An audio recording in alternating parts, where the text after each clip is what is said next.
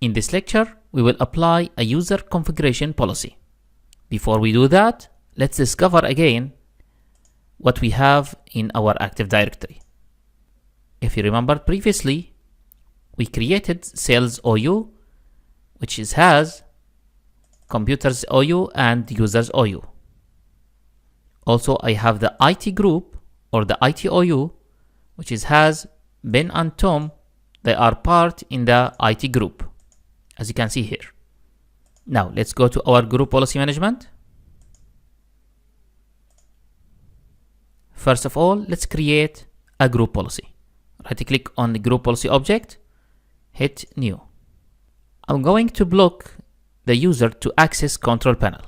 So what I will name this, block access control panel. Hit OK.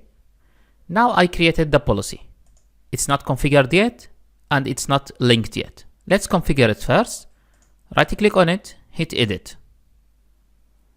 In User Configuration, go to Policies, Administrative Templates, Control Panel, and you'll see here Prohibit Access to the Control Panel and PC Settings.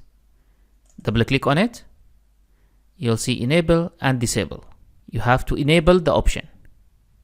Hit OK, exit. Now it's configured, but it's not applied yet. Expand Sales, and you can see here the sales users OU.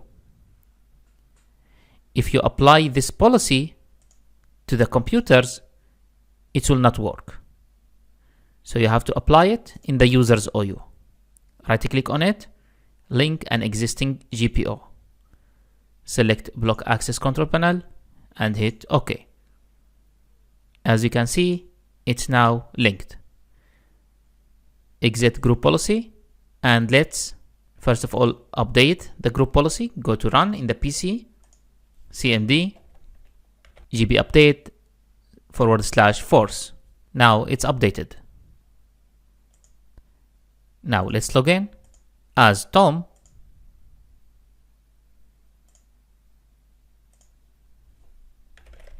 Tom, he is part of IT group. Let's see if he can access control panel.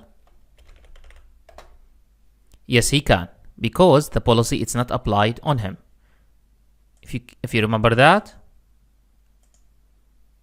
Tom, he is here, and the policy applied on sales. So let's see who is in sales, John and Andy. Let's log in as John.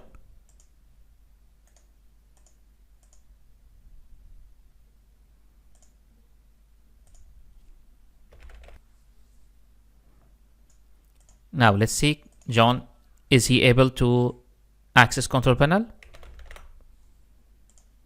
As you can see, he's not able to access control panel. He got an error for restrictions that you are not able to reach the control panel. That means it's working fine on the sales users OU. This is how users configuration working in group policy. In the next lecture, we will apply a computer configuration policy. Thank you for watching and see you in the next lecture.